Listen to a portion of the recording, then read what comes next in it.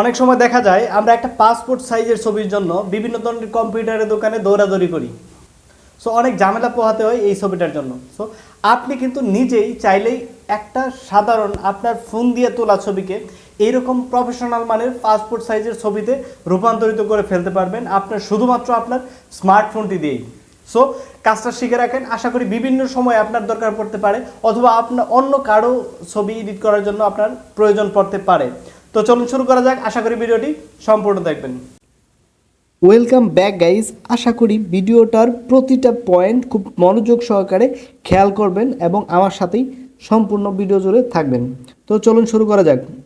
এজন্য প্রথমে আপনাকে যে কাজটা করতে হবে, গুগল ক্রোমে চলে যেতে হবে। গুগল ক্রোমে চলে যাওয়ার পর এই সার্চ বক্সে লিখতে হবে, আমি দেখেন এই জায়গায় মার্ক করে দিচ্ছি, কাট আউট প্রো। দেখেন কাট আউট প্রো লিখে আপনাকে সার্চ করে দিতে হবে। সার্চ করে দেওয়ার পর প্রথমে যে ওয়েবসাইটটা আসবে সেই ওয়েবসাইটটাতে প্রবেশ করতে হবে। প্রবেশ করার পর প্রথমেই কিন্তু আপনাকে লগ ইন করে নিতে হবে এই ওয়েবসাইটটিতে। সো লগ ইন করার পর আপনি চলে আসবেন নিচের দিকে চলে আসার পর দেখবেন এই পাসপোর্ট সাইজের ছবির মতো পাসপোর্ট ফটো মেকার এই লেখাটা দেখে, এই ছবিটা দেখে আপনাকে এই জায়গায় ক্লিক করতে হবে। এই লেখার উপরে ক্লিক করতে হবে। ক্লিক করার পর এই জায়গায় একটা অপশন দেখাইতেছে যে আপলোড ইমেজ। এই জায়গা থেকে একটা ইমেজ আপলোড করতে হবে আপনার। আপলোড ইমেজে ক্লিক করার পর দেখেন আমার এই ছবিটা কিন্তু একদম মোবাইল দিয়ে তোলা। সো এই ছবিটাতে ক্লিক করে ডান বাটনে ক্লিক করে দিলাম। ক্লিক করার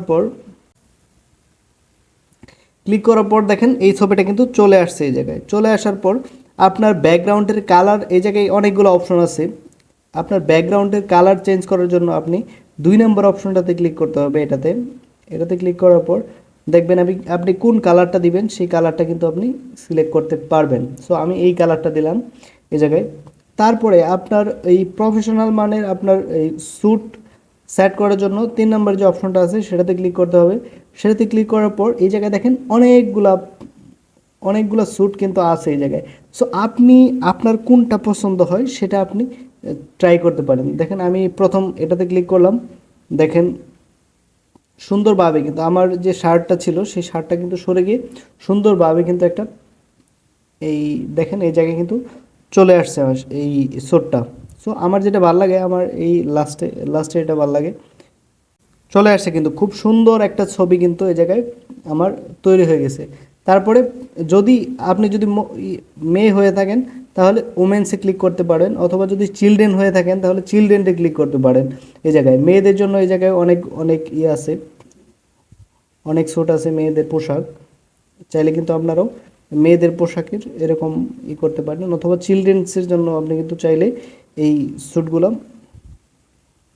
প্রফেশনাল ছবিগুলো তৈরি করতে পারেন। সো এরপরে আপনাকে ডান বাটনে ক্লিক করে দিতে হবে।